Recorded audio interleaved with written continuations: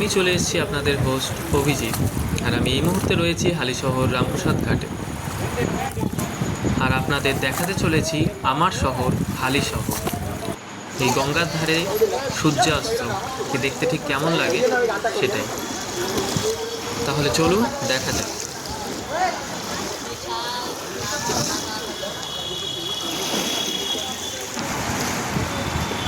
কাছড়াপাড়ার কাছে হালিশহরের রামপ্রসাদ ঘাট গঙ্গার তীরে অবস্থিত একটি ঐতিহাসিক ও শান্ত স্থান, যেখানে অষ্টাদশ শতাব্দীর বিখ্যাত কবি রামপ্রসাদ সেন দেবী কালীর পূজা করেছিলেন এবং এর আধ্যাত্মিক পরিবেশের জন্যই পরিচিত এই স্থানটি। একটি কালী মন্দির রয়েছে এখানে। এটি মনোরম দৃশ্যের জন্য একটি জনপ্রিয় স্থান হিসেবে এখানে হালিশহরে প্রসিদ্ধ। এটা বিশেষ করে সকালবেলা এবং সন্ধ্যের দিকে।